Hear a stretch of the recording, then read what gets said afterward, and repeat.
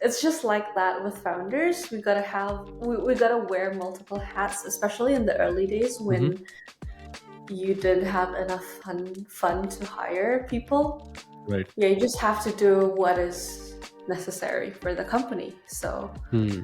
I'm the non-technical person in the company because four of my other co-founders, they are all like engineers, they have engineering background. So I had Hmm. to do everything non-technical, including Hmm. marketing, and I do marketing by building in public on Twitter Yep. as well as Hmm. on other platforms as well. And it's just that with TikTok and Instagram, you kind of have to be a content creator where you like create short form Right. videos. Um, Other non-technical things, yeah, finance, that's non-technical, and then HR. When we started hiring employees, I also had to deal Right. with the like payroll benefits, wellness kind of stuff, kind of things. All other fun things, right? Yeah, so well, if you want to generalize it, it's I handle everything non-technical. Although if you break it down, it sounds like Right. a lot of different things. Right.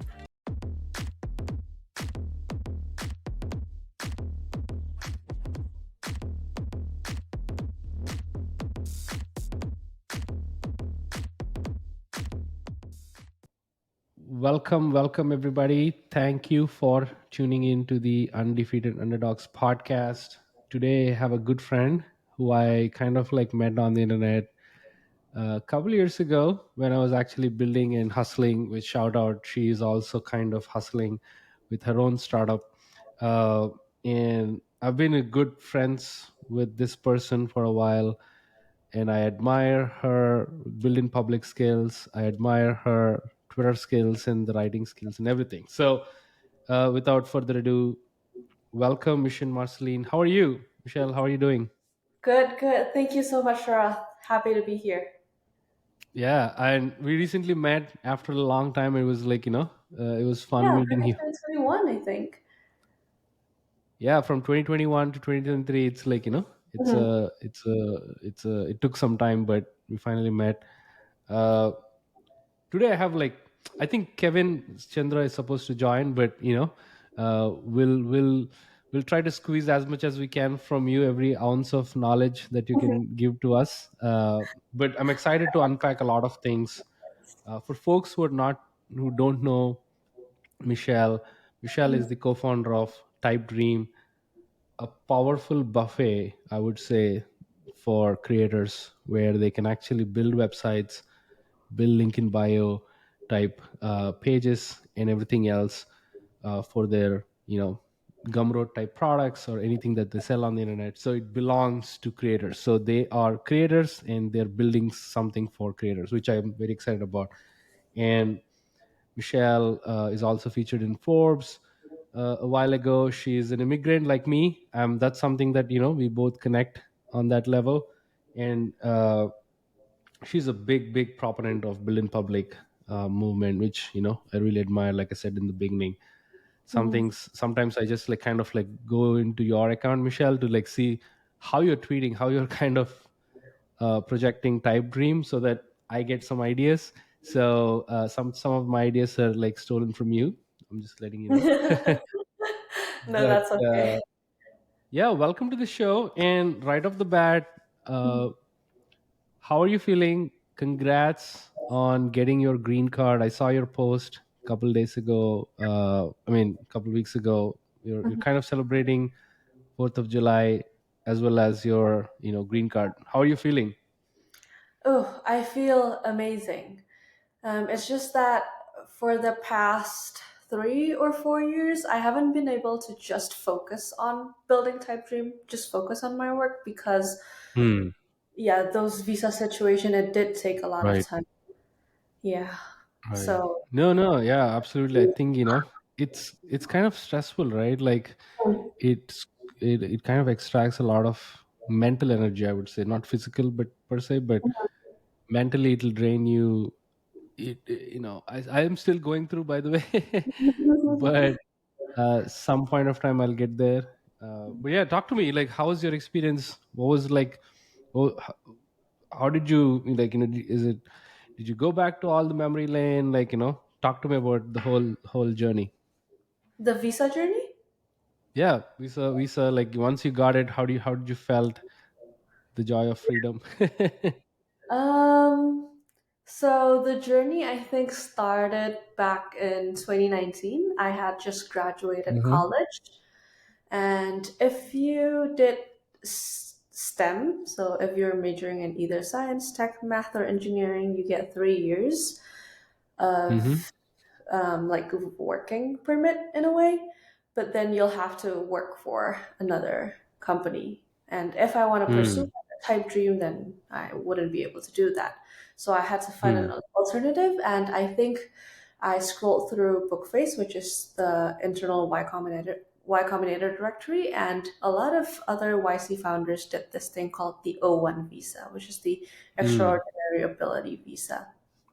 Right. There were like 8 requirements, but you used to satisfy at least four, I believe. And then I worked Mm. with the lawyers that the other Y Combinator founders worked with, and they were able to Mm. get one. So that was a relief. It was a visa, 3 years, but renewable forever. So technically I was safe, but then my lawyers Mm. convinced me, why don't you apply for the EB1 green card? The Mm. requirements are about the same. So I was like, yeah, why not? I mean, if I could Right. like not have to go through the hassle of renewing the visa, then that would be great, right? Right. Yeah, Of so course. it was basically the efforts were with the lawyer. I didn't really do much but to like review the applications. And yeah, Mm-hmm. when I got it, it was like, yeah, a really a turning point for me that I can finally focus on building my business, and that I know for sure that I can Mm. build this business in the US, since most of our customers are in the US. Our investors are also in the US. Mm-hmm. Yeah. That's awesome. Yeah, thanks to you. For folks who don't know, Michelle really helped me push to get O1 for myself as well. She introduced her lawyers, and like she was like uh, very informational. Like, hey, do this, do that, avoid this. So she's kind of like, kind of like an advisor for me in that aspect, and which I'm really grateful for. I'm fortunate to say that I'm also on O1, thanks to you, Michelle, for all the recommendations and everything. But no, I kind of know the feeling of how stressed, and also like how limited you can do when you are on certain visas, right? So Yeah. I'm Mm, so happy for you. Congrats again. But thank you. let's Thank talk you. about, like, uh, let's go back to like the beginning days of Typedream, right? Mhm. Typedream is founded by 5 people. It's Yes, very in my unusual that you hear, yeah, you hear like a group of people like doing one thing, right? Like you usually end up having solo founder, or maybe couple agree. or something. That's like the max. Three is like, the kitchen is full, everyone Mhm. else get out. But so my question is, so I want to unpack, I want you to unpack, like, how did you guys meet? Mhm. Number two is like, how did the whole thing came up together? Like, how Mhm. five of you came together and like say, okay, we all want to do this, the one Mhm. thing and only the one thing. Yeah. So the five of us, we met in CS 101, so just the first computer science class in college. We met probably because we're all from Indonesia, so I guess we were just looking for other Indonesians in the class, and yeah, we met each other. And then Mm-hmm. there were not so yeah, there were other Indonesians who went to that same college. It's just that the Mm-hmm. five of us came to be friends and wanted to build Nice. projects together because we shared the same vision. We want to stay in the Mm-hmm. US. We're into tech because yeah, we met Mm-hmm. in the Mm-hmm. computer science class, and we want to build a startup together. Whereas the other Mm-hmm. Indonesians, they mostly or were just here for college, and that they would go back to Indonesia to continue their Mm. parents' business or something. Interesting. Yeah, that's like the more common Indonesians. And then Mm. interestingly, the five of us were like inspired by the like kind of the same thing. So we were inspired by Steve Jobs with his developments with the iPhone, and then the social network movie about Facebook. Yeah, we were The inspired by movie, right? that generation. Um, Right, right. yeah, from I those. can I can sense that. Yeah. Yeah, so that's how we bonded, and yeah, we decided to build a startup together. During school, we built a lot of projects together, but those were just like hobby projects because we were still in school. And then once we graduated college, we decided to pursue this full time. We applied to Y Combinator, and we got in, thankfully, or else we would have been deported because of all the visa situation. You need to be employed, right? Wow. Was that like was that like that line? If you didn't get to Y Combinator, you were like you have to go back. Is that like Yeah. the situation back then? Yes, I think you only have 90 days after your graduation date Uh for you to huh. find an employer. And Right. yeah, YC was in, I believe, October. So yeah, like right about the deadline. Wow. So that must have been very intense for you to like, and a lot of pressure from every It was corner. How a did? one or zero situation for us. Wow. And yeah, talk to me. I think yeah, you were talking. I didn't mean to interrupt, but yeah, go ahead. No, no, yeah. So we got into Y Combinator, and then we got into YC with another idea before. We were trying to build Hmm. Robinhood for Indonesia, so we were trying to allow Indonesians to trade US stocks because obviously nobody wants to buy Indonesian stocks. But then we faced financial hurdles and regulatory hurdles. We couldn't get the licenses required. So we Hmm. pivoted to something else, which was an authentication plugin for website builders. And that's because of our learnings building the stock app for Indonesia. So what we learned is that people in Indonesia and other developing countries, they don't log in using email password like we do here in the US. They log in Mm-hmm. using their phone numbers and a one-time code sent via SMS. Yeah. I think Yeah, it's so we called were building, OTP or something like that, yeah, right? One OTP. time password. Yep. Right. So we're building that technology so other apps and websites in developing countries, they could just use our Hmm. technology without having to build it themselves. Like we would save a Hmm. couple months of Hmm. engineering work. Yeah, so we were Hmm. building that, and then it got acquired by Stitch. It's a US company that does almost the exact same thing. Were Oh acquired in wow. 2021, and that is why we moved on to Typedream. And why Typedream? It's from the authentication company, so it's like we always learn something from the previous company. But when we Yep. were building Auth, people were asking for a Notion integration. Like they want to log Right. into their Notion document. So we're like, why would you want to do that? Right. And then apparently people say that they were building their websites on top of Notion just because of how easy the editor is. It's like so familiar to Mm-hmm. them. It's just like Google Docs or Microsoft Word that everybody could use it. It's not like, and yeah, we were like curious. Aren't there a lot of other Hmm. no-code website builders out there like Webflow, Right. WordPress, Mm-hmm. Squarespace? Like, are Mm-hmm. they not enough for you? Hard. Right. Yeah, they were like, no, there's still some learning curve. Whereas for Notion, there's no learning curve at all because we've been using Google Docs and Microsoft Word our whole life. Yeah, Hmm. so we thought we saw that opportunity that there could be another version of website builder that's so similar to Notion that is like that has very low or almost no learning curve. Yeah, so that's how Wow. Typing was born, a Notion-like website builder. Yeah, yeah, yeah. No, I still remember. I always thought Type Dream is the idea you went to YC.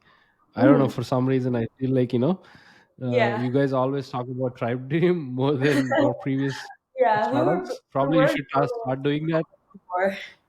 We weren't building in public Yeah. before Typedream. Right. Exactly. See, I think there is a That's like a huge difference, right? Like once you start talking things in Mm. public, everybody, so a lot many people, they just think that I only build shout out, I didn't build anything before, right? uh, and I was like, hey, I did like so many things because we were so vocal about one thing. So Yeah. that's, I think, probably you should talk more about your previous experience. That's a fascinating story. I feel the thing you learned from the stocks platform you've implemented in the auth, Hmm. and the thing you learned from auth, you're trying to implement in Typedream, right? So Yeah. that's fascinating. And so when you're pivoting, were you Hmm. scared? Were you like, because you have this firm conviction that you went to YC, right? Yes. And what should, like, how do founders wrap up their mind around pivoting, especially when they're in a big stage like YC? You get a Uh-huh. lot of attention, and what should, like, how was your mindset was back then?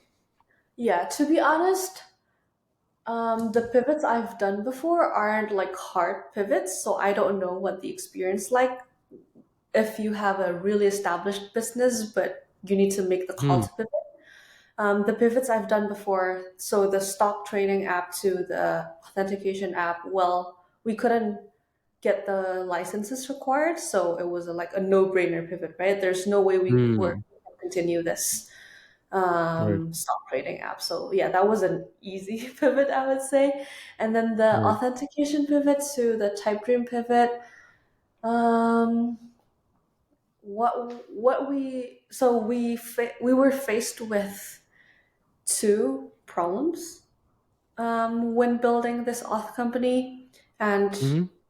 these two problems existed because it was a B2B company. So the first problem is Hmm. that our team was really small.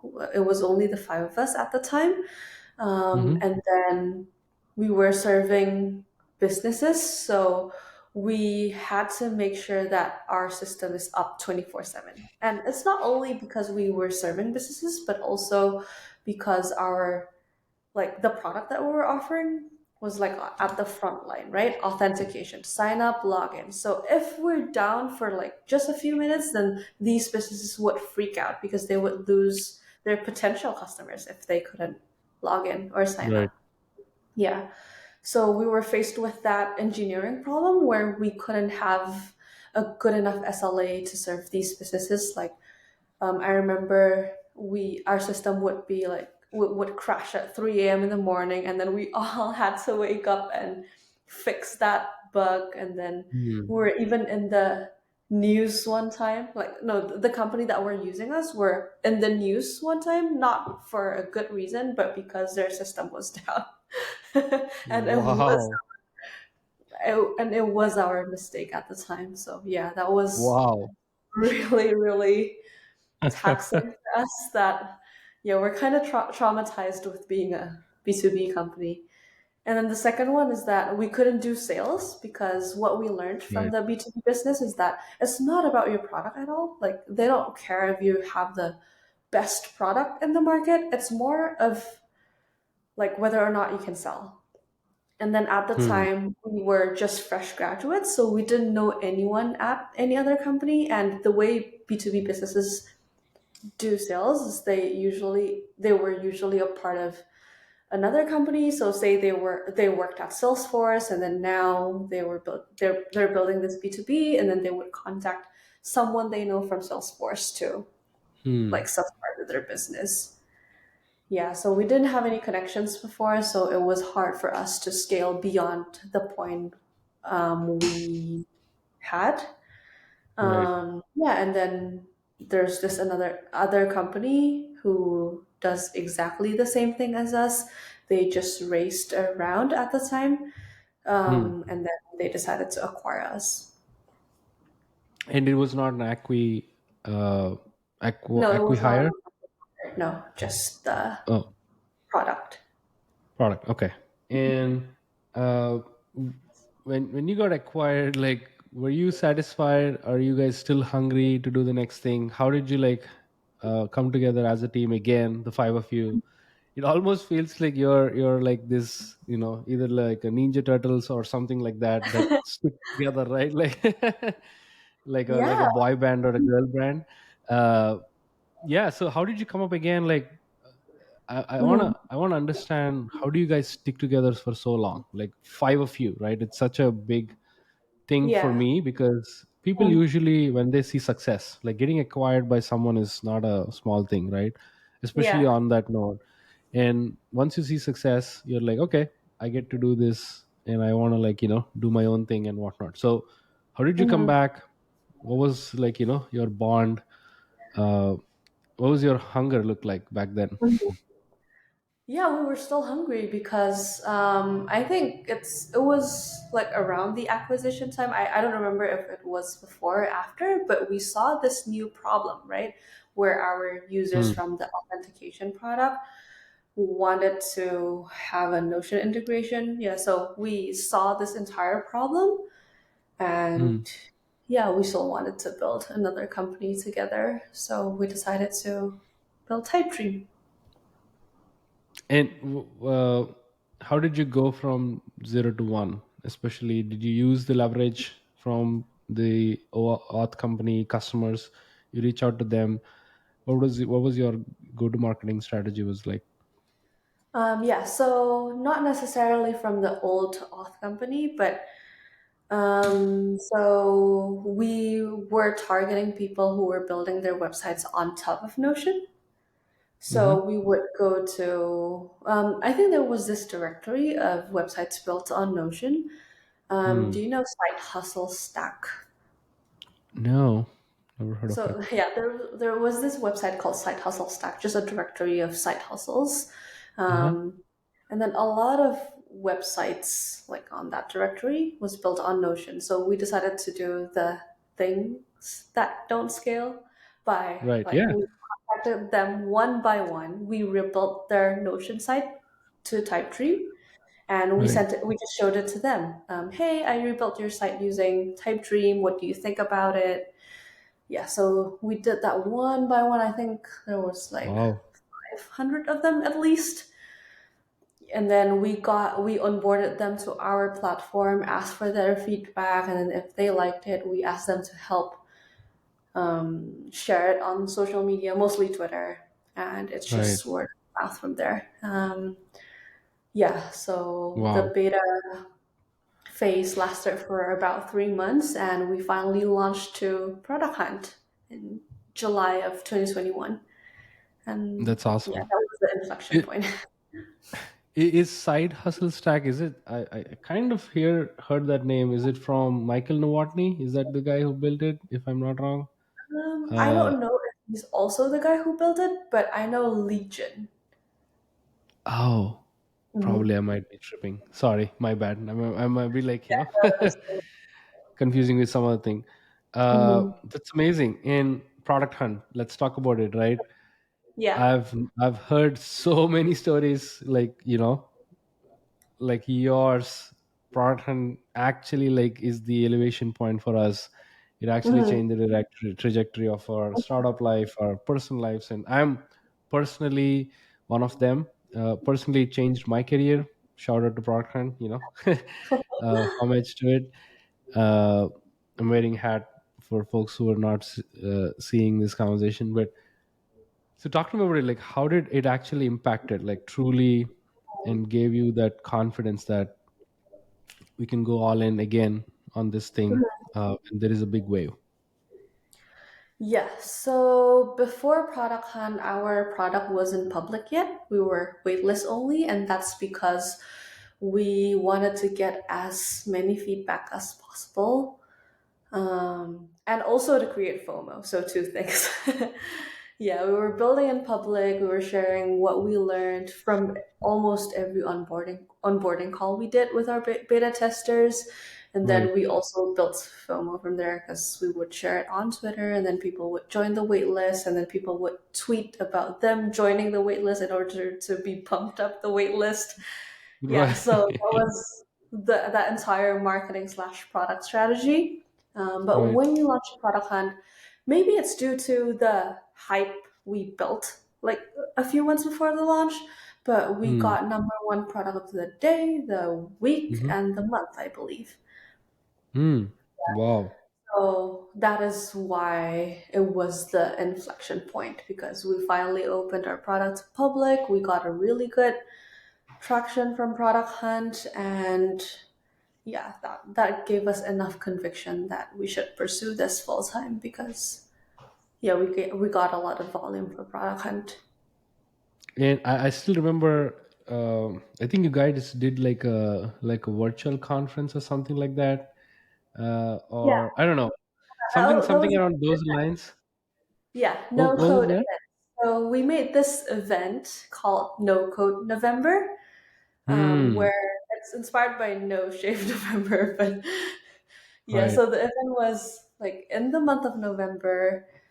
We would encourage people to build any project with any no-code tool. So yeah, we Hmm. partner with a couple of other no-code tools like Glide, Shout Hmm. out, Yeah. yeah, and other a lot of other no-code tools, including Typedream ourselves. Yeah. Yeah, we encourage people to build a project on using no-code tools, and then if they were able to launch their project within the month of November, then we would consider them as winners, and we would give Right. them a bundle promo code from all of the participating tools, which was really valuable to them because Yeah. people Yeah. Yeah. building but we usually use like many different tools, right? Right. Yeah. I still remember. I think we did like a Twitter space, if I'm not wrong. You and I, Yeah. I think on a Monday or Tuesday. It was very fun to uh, be involved in such things. I feel 2020, 2021, those years are very fun. 2021, 2020, at least the beginning of it was very fun. It was like everybody's like doing such you know public events and talks and all that, and such Yeah. Fun fun time, fun time. experiments. I miss that in a way. Probably you should bring back, I don't know, October Creator or something like that, Creator October. I don't know what that is, but Yeah, yeah. something that is around creators. And yeah, I would love to see some action from Tribe Dream. But Yeah. Maybe we should let's rebrand our event to like Creator October now that we're targeting creators and not only, yeah, people like yeah, not just people who want to build websites. exactly. So let's talk about your whole build in public philosophy, mindset, the way your frameworks, the way you do things. I just saw that at Type Dream you're a COO. You handle marketing, you also handle HR, and you also handle finance.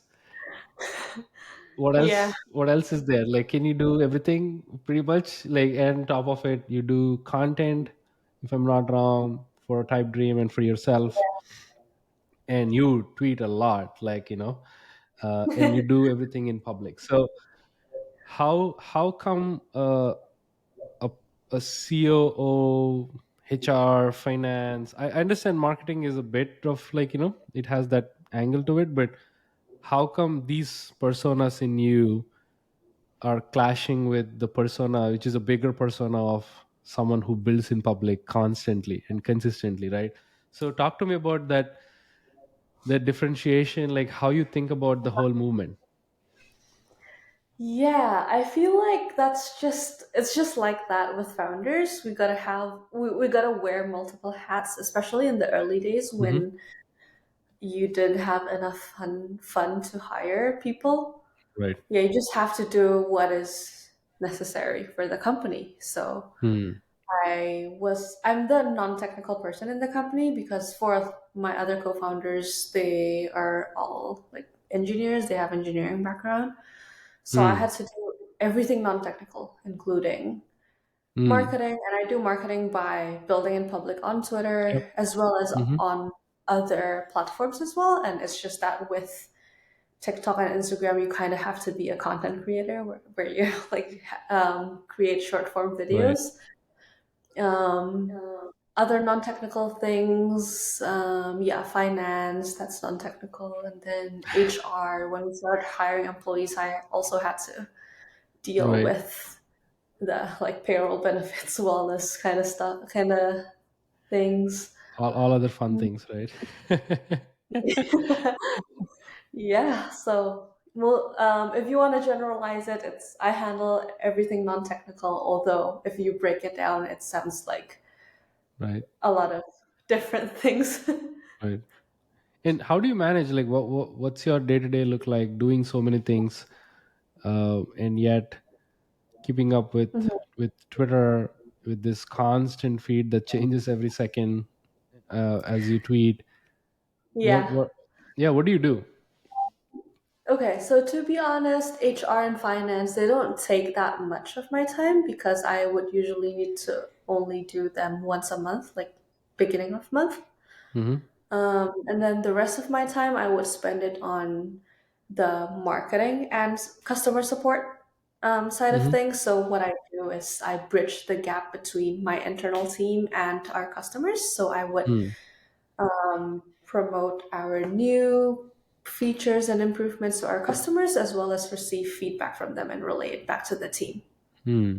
Um, my day to day, yeah, it's just like that, creating contents. I would usually creating contents come kind of naturally. I usually treat my social media as my personal journal, so Right. I would reflect what happened during that day, like what I learned, what new things I like, what new things the company built, any failures, anything, and then I would just journal them. Twitter Hmm. is the easiest. It's just text Mm-hmm. based.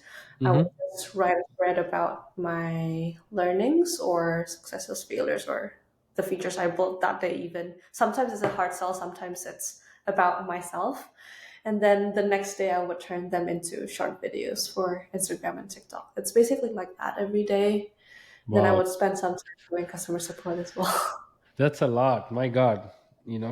I don't know what you eat. Please recommend that for others too on Twitter, so that we all can beef up our mental muscle to do like so many things. No, I'm impressed in, that's one thing I really admire about you as an individual and a founder, is that you constantly have that, new energy that you bring in, right? Like on Twitter, Yes. you share like some sort of something new. Mm. And I think one of your tweets led me to DM you, and we met. So it's kind of like that, like, okay, I saw you, I think you're hanging out near Golden Gate Beach. I was like, oh, we can meet, like, I'm in SF, let's Yeah. meet, right. Yeah. So I Yeah. think sharing the personal experiences, as well as like the lessons you're learning building Typedream, I feel everything Mhm. counts part of the building public strategy, right? And Yes. I I Hmm. I hate calling it as a strategy, because it's a way of living. You know, Hmm. uh, it's basically expressing yourself, uh, without any filter. Uh, it doesn't necessarily have to be everything, but you have to be mindful about it. And that that is a great segue for my next question, which is, in your whole experience of building Typedream and the other two, startups, uh, Hmm. what is like the toughest thing for you to do, personally, as a founder? The toughest thing for me to do. Let me think about this question. I would say it's like my ability to adapt with different problems. Hmm. So I can talk about this one thing. So with the two startups I built before, I mean, one didn't even launch because we couldn't get the license, and then there's the second one, it launched, but we were only working on it for about a year before it was acquired. Hmm. So we were like, all we knew was how to grow from zero to one, but we Hmm. never knew how to do it from like how to grow a company from one to beyond. Hmm. That is what I'm currently struggling with Typedream and Hmm. what I'm currently trying to overcome. Hmm. Um, yeah, so Typedream has reached a point where we need to grow it from one to something. We feel Hmm. like we've reached product market fit where we have a constant flow of revenue. It's just that we need to finally think of a way to grow this even bigger. Hmm. Yeah, so the hardest thing that I face is the ability to constantly adapt with the Mm, situation.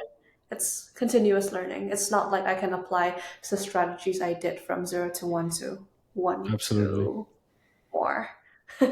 And what are some measures you're taking as we speak right now? You're just expressing that you're in a phase where you have to go from one to Mhm. n, right? Like Yes. any new um, anything that you're recently learned that you want to share in this podcast? Not really learning, but I basically just talked to a lot of bigger companies on how they moved from one to N. So, Hmm. from the marketing point of view specifically, from zero to one, all we did was word of mouth, right? I did build in public. I post, like we did this hype cycle strategy where Mm-hmm. when Web3 was a thing. We would build website templates for Web3 creators, so that Mm-hmm. got us some volume. And then AI was trending. We were building some AI functionalities as well as AI templates. Mm. Yeah, so we chased the hype cycle and Mm. relied on word of mouth. But for one Mm-hmm. to end, we learned from other companies, other founders, that we need to have like a reliable source of growth. Mm. Yeah, and that is what we're learning right now. We're Mm-hmm. testing different strategies, like including paid marketing. So our Mm. strategy right now is to have ambassadors who would use our product and constantly create content about our product. Right. Right. I Yeah, was I as was well as literally I was about yeah. to ask, have you thought about building a community around Typedream creators who use Typedream? Do you have one? What's your take on, like, Yeah, we have a Discord community where we would invite creators who are using Typedream to talk about anything, not necessarily Typedream. So we would have channels for beauty influencers, Mm. gym influencers. Yeah, but we haven't nurtured it that much yet. We're Mm. still figuring it out, like which effort we want to double down at this time because it's really early. Mm. And how, from going from one to n, I'm sure we all know, I personally know, build in public really helps you to take off. In the early days, it's like the Mhm. best thing you should do. Any founder, it's like a written prescription, right? You have to Yes. build in public if you are a startup founder in this day and age. uh, Mhm. how much of it is really helping you to grow from one to n? Do you have any observations that you want to share? Yeah, so for one to N, what I observed, I don't know if this is true because again, I'm very early in the process, Yeah. but if I share something from my own account, it's not as effective as if someone Hmm. else share it from their account. Okay. So, yeah, building in public, it's still necessary, of course, because people wouldn't talk about me or my business if my social media is dead, right? If there's Right. no post on my account. But the um like the secret sauce is if someone talks about you and your business, not you talking about yourself and your business. Hmm. Mhm. And when you do realize that, like, okay, it should come from outside, uh, Mhm. do you guys plan to do, apart from the paid ambassador program? Those are all, I feel like, it's kind of like experiments that you run. But Mhm. any I'm just curious that, do you have any um, battle tested lessons? Okay, this really worked really well in the past 6 months, for example. Anything that you want to suggest, like from growth standpoint, from marketing standpoint? Hey, we did this, like, no code November is a thing, right? Which actually was helped you, Yeah. elevate. And anything that you want to share in the last 6 months that, okay, wow, this really worked, we have to focus on this. Yeah, actually, what really worked was the paid affiliate thing. So we didn't do any paid affiliate program earlier. Uh-huh. People were just naturally sharing. People were just sharing their experience using Typedream Hmm. organically for some Hmm. reason. Hmm. So either they used Typedream, they were very satisfied, and they would share it on their social media, or there was this trend that lasted for a few months where people used to recommend like their top 10 tools for Hmm. to run their creator business or to run their small business.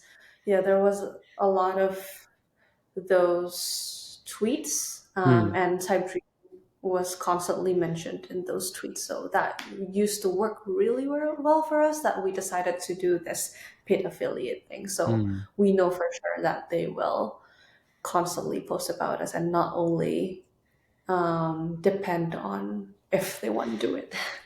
Yeah, yeah, makes sense. And uh, I've kind of tried affiliate program, but at Shoutout, but I didn't. I have to acknowledge this. I didn't pay much attention. I thought like people, they want to make money. They just like share a link, and we all make money. And it's not the case. Like you have to really put a lot of effort building Mhm. assets, like spoon feeding them, giving Yeah. them copy the email they might write for someone else. Like it should be so detailed and Yes, exactly. packaged in a way that Mhm.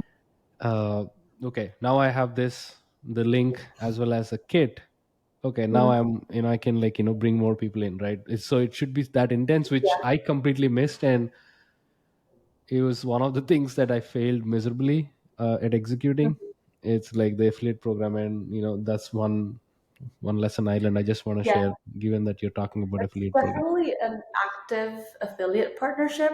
Right. If for passive affiliate partnership, you would just give them an affiliate link and they would put it on their website or link in bio, and that's it, right? Right. Whereas for active, we would like constantly brainstorm content ideas for them, encourage them to create content Hmm. about Typedream or about their business, but using Typedream. Yeah, any sort of content, we would actively follow up with them, do a monthly retrospective, stuff Right. like that. Right. Yeah. Yeah. Hmm. No, I think it requires a lot of effort, which I didn't have back then. So for folks who are listening, please invest a lot of time. It's worth it. Like I Yeah. hear a lot of amazing stories about growing massively from just implementing affiliate program in the right way. So don't underestimate it. Has its potential, but do put in your time. Let's switch gears a little bit. I want to talk about your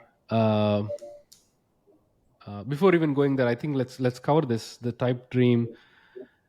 So you were once a website builder. So how did you ended up being like offering a buffet for creators? Like you have link in bio is a thing. So what is that, a Mhm. pivot? How do you describe it? When did you realize Yeah. it, and when did you guys actually made that move? Yeah. I would say it's a soft pivot. Mm-hmm.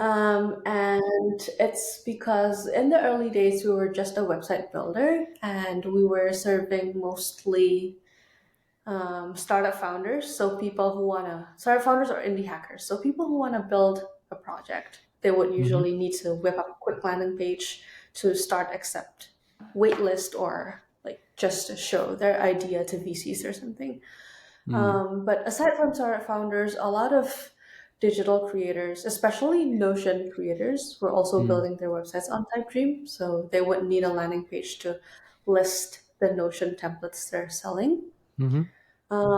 And then out of the two categories, we see a lot of like a very high churn with the startup founders Mm-hmm. group, and that's Mm-hmm. because not because of not because they need more customizations or things like that. Well, they do, but that's not the top reason. The Right. top reason why they churn is because they no longer need Typedream because they're no longer pursuing their Right. project. Right. And that makes complete sense because 95% of startups fail. Mm-hmm. Of Um, course. yeah, 95% of startups fail, and that is if they have a team. So I Mm. believe more. yeah, indie hackers fail more than that, right? Mm-hmm. Um, Mm-hmm. so I would say, yeah, so that is the reason why churn was really bad with the Startup Founders Group. And Right. then we saw this other niche that were also using us, which were the Notion creators. Mm-hmm. And they tend to have a longer niche because they don't shoot for moonshot products. They're just, Mm. yeah, it's mostly their side hustle. They're not doing this full time. They would still have another job, and then yeah, if they sell something, then they don't have certain expectations. They would still have this business on the side, Mm-hmm. and they wouldn't just shut it down after 3 months if it's not working or something. They would just, yeah, let it Right. be there and it would generate some cash. Yeah, so we decided to dig deeper in the second category, which are creators, Mm-hmm. and we found out that a lot of creators are also the new gen SMB, as in, so the old gen SMB, they would have restaurants or beauty salons, Mm-hmm. The stuff like brick and that. mortar But the type new of. gen SMB, Right. they would usually start by being a creator. So they would build their brand and then they would sell something, like leveraging their brand. So Sure. for Notion creators, they would sell Notion templates. Mm-hmm. Some other creators, they would sell a course, like Mm-hmm. maybe Yep. how to learn how, and then a lot of them also sell their fitness coaching Yep. service, and Mm-hmm. then if they're a beauty influencer, Right. they might even sell physical products. I think most the category you're talking about is I think Jack Butcher, coined this. It's those people who productivize themselves, meaning they have a specific knowledge in them. They are Mhm. teachers. They are like educators. Not in a true sense. What I mean by that is they're coaches, right? They've built this Yes. knowledge over the years, and they want to like pass it on to someone else. So these are the folks who are making a ton of money on Twitter, for example. Like they build an audience. Like I understand. I feel. How did you guys approach that category? And they have money, right? Like they have money they can spend on things. So what was Mhm. like your strategy was back then? Like my strategy in reaching out to these creators, Yeah, or the second type of creators. How did you Mhm. ended up like convincing them we are building this thing Yeah. for you? So we started with the creators who were already in Typedream. We decided to again do things that don't scale by hopping to a one-on-one call with them, because most of them would want to hop on a call with us, because when you say that, hey, do you want to hop on a call with the founder, then they would usually be like, oh wow, I get to talk to the founder. Right. Yeah, they would usually be up for it. We would then ask them like, what do you need as a creator? Just tell us, we'll build it for you. Like, just Hmm. treat us as a software house, because we want to Okay. build our products around you. So just tell us how we can help you run your business. And then the learnings there is that aside from a website, they would also need a link in bio, and that's usually the entry point. They Hmm. would need a Gumroad kind of thing, because they would need to sell their products. Mm-hmm. And then they would need a newsletter, because they want to like keep in touch with their audience, tell them Hmm. whenever they have a new product, or just a monthly newsletter kind of thing. They would also need a form to just collect leads. So yeah, after talking to a bunch of creators, we decided to build all that. Nice. Yeah, we So you have aside from a website builder, we have a link in bio builder, we have a form builder, nice, we have a government replica, we have a, yeah, we have everything. nice. That's And awesome. You kind of like are building for creators now, right? So yeah, exactly. yeah. And do you have any crazy story that creators who are using Type Dream that you want to share? Like something like I made $1 million, or sold this template. Anything that baffles your mind? Wow, we Hmm. made it possible. We actually are kind of like one of the reason for their livelihood. What share is like some of the goosebump moments in the history Yeah. of Type Dream. The best success story that I can that I remember on top of my head is actually Islo. Oh, He's like the number one Notion template creator out there. uh huh. Yeah. Um, and he made over six figure a year just from selling Notion templates. He's still a student, by the way, so it's not like he has to leave his day job for this or anything like that. But Wow. he's already making than what most people make from a day job. And he's in Singapore. He's not even in the US. So Hmm. like Wow. even more than people who would have a day job in Singapore. Wow. Did you guys do like Yeah. a success case study over him? Yes, we did. We did. We published a blog and a newsletter about his Wow. Yeah. journey. We'll link that, in the podcast. Yeah. So as you know, right, like Bill in Public is not always about roses or the Mm-hmm. highs, or Hmm. like, it's not always smooth. It's Yeah. also about like sharing some of the lowest of the Mm-hmm. lowest moments, and uh, taking the falls, right?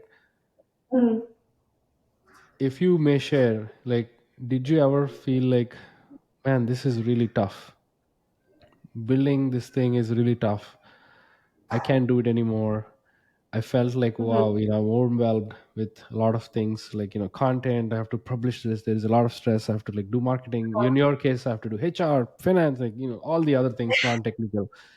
Have you ever like felt that? And if you ever did, how did you overcome it? What did you do? For me, I've never really felt like it's too much that I don't want to do it anymore. Like Mm-hmm. it gets too much sometimes, but I always have this mindset that I still want to do it just because I don't know, I can't imagine doing anything else in my life but to build a startup. Maybe Mm-hmm. it's everything I know because I've never done anything else after I graduated. So yeah,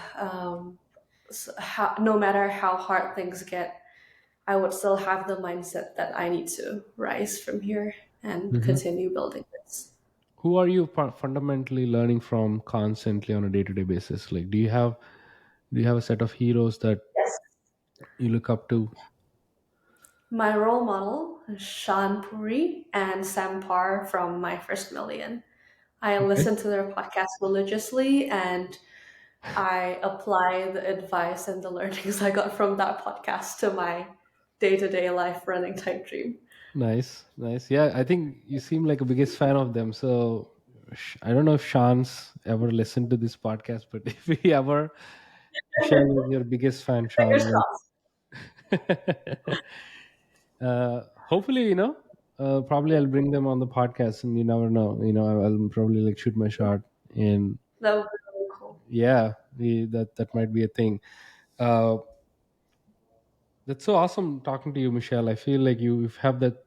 You're still young, but you still have that maturity of thinking beyond ground, right? Like you have the tendency of stretching yourself, challenging yourself, and being in the game.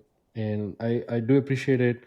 I think last thing I want to ask, like, Mhm. how much of this, uh, the thing you're pursuing, how much of the immigrant hunger is fueling you, like driving you? I know you've got Mhm. your green card, but was there like, like a fire that, okay, I have to prove, I have to like make it, how much of that really helped? Oh, I would say it's a big portion of it. Mm-hmm. And that's because um, when I came here to the US, I realized that there are not a lot of immigrants from Indonesia who ended up Mm. staying here. Like a lot of them just went back to Indonesia. Um, and it was really hard for me to find a role model that is close enough that I could like follow their path. Mm. Because if my role model is Steve Jobs, it's like too far fetched, right? I Yeah. couldn't possibly like try to follow his path to success. Yeah, so I thought if I had another Indonesian role model in the same field, then that would Right. be easier for me. But I didn't have that. I had to learn everything the hard way. But Mm-hmm. now so my sister is also here in the US. She's currently studying, and Mm. she's 7 years below me. And I'm starting Mm. to see that my sister and her friends, they're leveraging me. Like, Mm. they constantly ask for my advice, my feedback Mm. on how to become like me. And I see the value there. Like, okay, so Mm. I'm not just doing this for me, but I'm also here to inspire other Right. immigrants, other Indonesians to be like me. Yeah, Right. so I found this new purpose, and I really want to be the stepping stone for other Indonesians to make it in the US. That's so beautiful. That's damn beautiful, I would say. Is, uh, I feel, I believe that a true purpose of a human being is actually helping other human beings, and Yes. helping them Mhm. succeed in their own life. And kind of like there is a joy element to it. And Yes. uh, I Mhm. just am positively envious that you found you kind of like found your other calling, which is not the startup calling, but you want to inspire, aspire the next generation of Indonesians, and not just Yes. Indonesians, I would say anybody Yeah, who moved immigrant. to this country. Yeah, everybody who moved this to this country with this big dreams, like big American dreams, there, Yes. who are still Hmm. chasing. I'm one of them. I'm still chasing. I'm still, even though I have the bigger ambition of working for a thing for myself and create opportunity for others, I'm still not there yet. So I'm still in the race. uh, and I feel like, uh, I'm so, happy to hear that from you. At such a young age, you are still, you're at a point where you're like, okay, this is not about me, it's beyond me, and I'm here to pay it forward. I love that a lot. And this is an awesome conversation, and thank you for joining today. Any closing thoughts before we wrap up? Um, yeah, I would say, yeah, I have this one thing that I always say to people who want to start their own thing, like finally take the leap to pursue their dreams. Mm-hmm. Um, yeah, and I always say this thing where it's better for you to just start now. Don't worry about Mm-hmm. perfecting things before launching because it'll Mm-hmm. never be perfect. So Mm. fail fast, fail cheap, fail forward.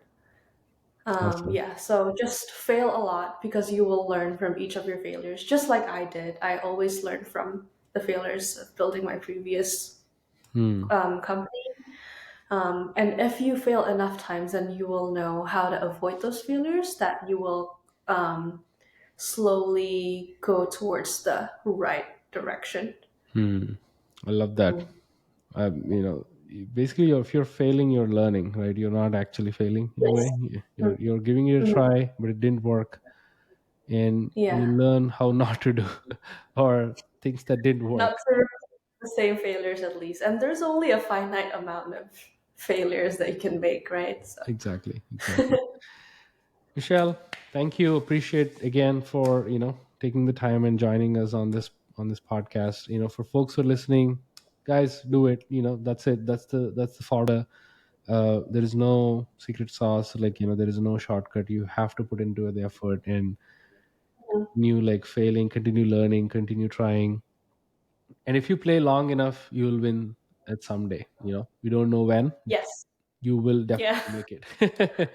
That's the goal. But yeah, this has been fun, Michelle, and keep going. I love to see more of your posts on Twitter, and love to Mhm. see you succeed in the type dream journey, as well as as an individual person as well. So I'm rooting for you. uh, on that note, cheers folks, thanks for tuning in. Appreciate you guys.